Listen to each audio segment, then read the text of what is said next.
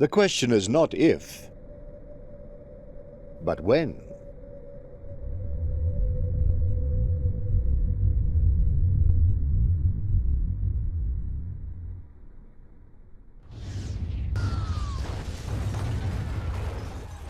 Movie audiences all over the world were terrified by the images in films such as Deep Impact and Armageddon. Many believe that a massive meteorite, much like the one that hit South Africa at Vredefort more than 2,000 million years ago, will end all life on Earth.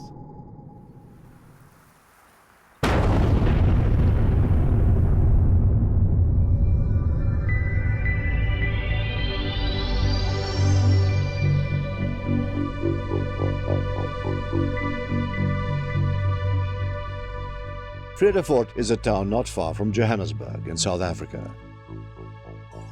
It is also the name of a meteorite impact site. UNESCO declared the area a World Heritage Site in 2005. It is not only the oldest meteorite impact site on our planet, but probably the largest.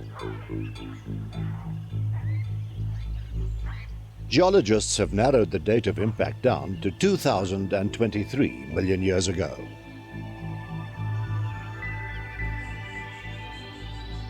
The dome is a World Heritage Site because it's accessible for research. Vredefort exposes what happened many millions of years ago. An asteroid and a meteorite are actually the same things. You get a comet as well. We call a meteor a thing that is in outer space, an asteroid as well. But as soon as it enters the atmosphere of the Earth, it becomes a meteorite. And an asteroid comes particularly from the asteroid belt that sits between Mars and Jupiter. And a meteorite can come from there, but from far outer space as well. Luckily, Earth is not in the asteroid belt, and we are fortunate not to suffer the bombardments of planets rather close to us. Sometimes the inevitable happens. Every year, some 15,000 tons of celestial debris enter our atmosphere. Canada was devastated almost 2,000 million years ago when a meteorite about 15 kilometers wide struck at the Sudbury Basin. Life on our planet suffered a massive blow when a meteorite hit the Yucatan Peninsula in Mexico 66 million years ago. The shock waves spiraling from the town of Chicxulub killed all the dinosaurs on Earth. It's not as visible on surface as it is as the Vredefort Dome, for instance, because there's no rock sticking out, giving you the feeling that you are in the impact crater. Our planet suffered many smaller meteorite hits during its existence.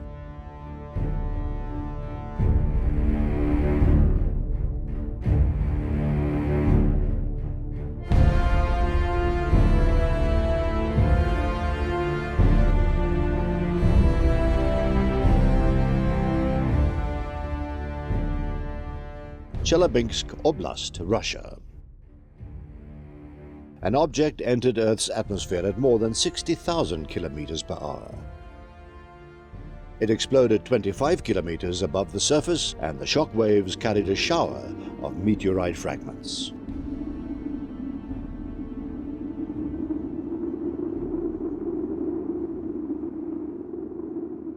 Imagine Vredefort 2,000 million years ago.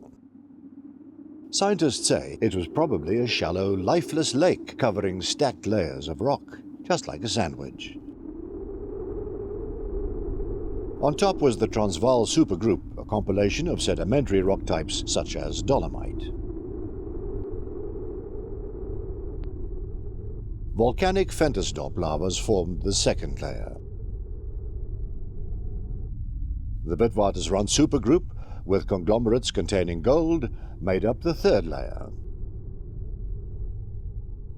Granite was at the bottom end of this geological sandwich. Imagine a meteorite the size of Table Mountain traveling at 20 kilometers per second. Well, this massive object struck Vredefort Dome and destroyed all forms of life.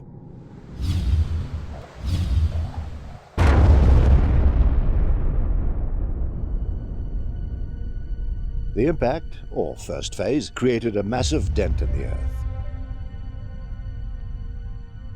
The second phase was an immediate rebound that brought the deepest rock layers to the surface. Lastly, erosion set in, and over millions of years, many crater-like features had been weathered away.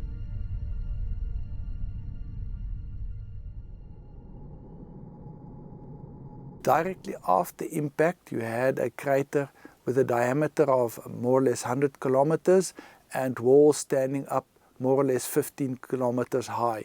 But these are weathered away, and the only part we see today is the bottom or root part of this big crater. Well, it's very simple. If you look at a rock you throw into the water, you see the inside of the water where the rock fell in comes up, and that's the rebounds of the water, the reaction, and this part has been weathered away over millions of years.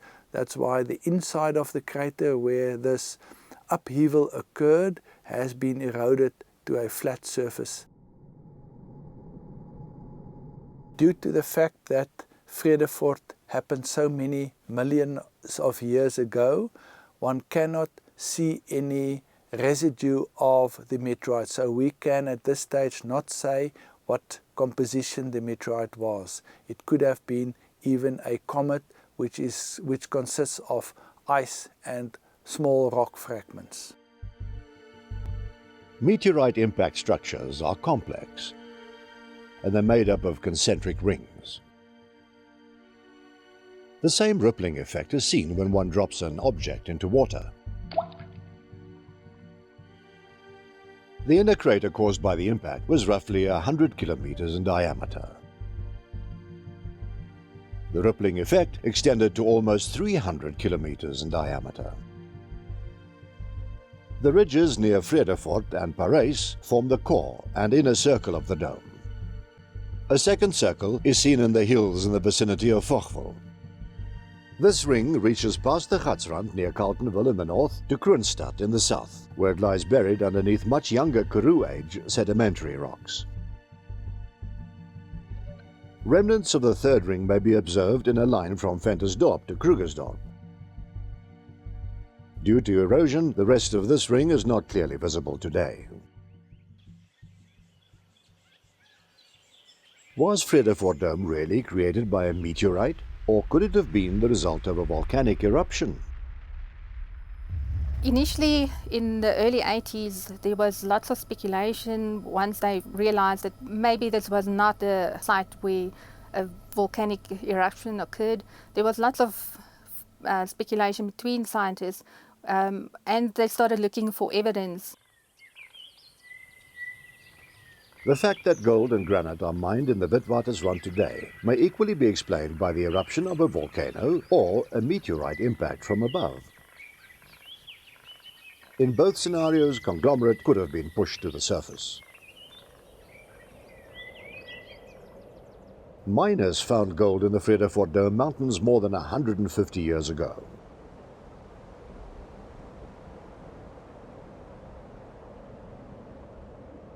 These fortune seekers were never really able to make a living.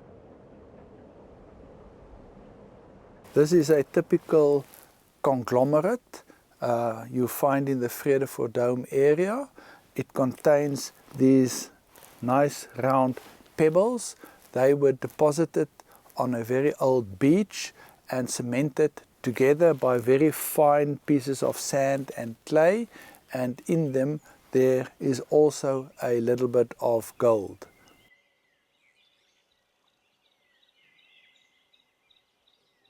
It looks like plates stacked in a dishwasher. These upturned and overturned ridges are typical remnants of meteorite impacts, as well as volcanic eruptions. In the meteorite's case, the horizontal layers were pushed up vertically during the rebound phase. Just before impact, the geology layers were horizontal, and in impact you had these layers turning due to the impact, standing upside like these, and some of them even overturned, and what you see as the top here is actually the bottom, so they completely overturned, and that's a typical feature you see with a meteorite impact. To support the theory that the Vredefort Dome was created by a meteorite, geologists look for evidence of shock. Take, for example, the effect when one hammers a piece of glass.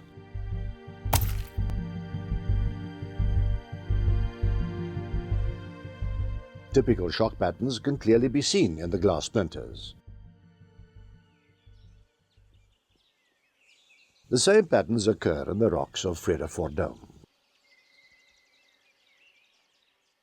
This is a typical shatter cone that forms during impact of a meteorite with the Earth. You see this cone type of structure that forms due to this supersonic wave that moves through the rocks and creates this more or less feather-like structure. Next clue. What about rocks that melted in the scorching heat? Such rocks are present in the dome, and they're called granophyre. You can identify granophyre by looking for inclusions of other rocks that were taken up into the molten mess. It is a rock consisting of molten material and inclusions of various rock types. What actually happens, you also have a crack, and this molten material flows into the crack. Pieces of the sidewall break off and fall into the molten material, and then it solidifies and forms the granophyre. Some rocks were pulverized into a substance called pseudo-tachelite by geologists. Tachelite is a volcanic glass, and pseudo says that it is not real tachelite. Marlin Mine is a worked-out granite mine near Potchefstroom in the district of Parys. The granite, with its inclusions of pseudo-tachelite, is a geologist's dream, and it shows that pulverized rocks were forced into the cracks and crevices caused by the meteorite's impact. With the impact, cracks formed in the granite, and after a while you got a sort of vacuum effect, sucking all the dust, big rocks, into the cracks, forming the very fine dust pseudo-tachelite and granite boulders around it. Breccias are rocks that look like displaced puzzle pieces. They were formed when the meteorite impact caused a very hard type of rock, such as chert, to explode. This example here is a breccia that was formed during the impact. You had a supersonic wave moving through the rocks, but this rock could not expand and retract when the shock wave moved through, and it just sort of exploded, and you can put all of these little pieces together again to have your normal rock formation.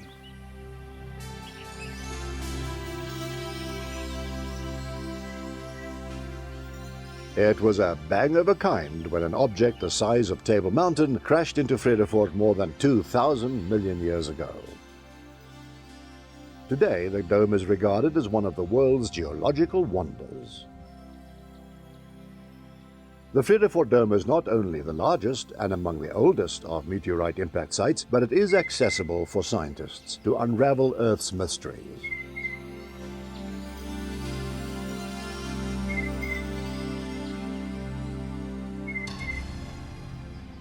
Vredefort offers ordinary people the opportunity to witness the marvels of Earth's creation.